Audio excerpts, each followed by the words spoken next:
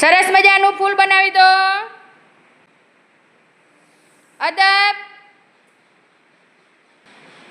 બાળકો, આજે ઝાડના ભાગો વિશે શીખવાનું છે. તમારી પાસે કેટલાક ભાગના ચિત્ર છે. જે જગ્યાએ તે ભાગ દેખાય ત્યાં તમારે મૂકી દેવાનો. ચાલો વણિરાજ, તારી પાસે શું છે?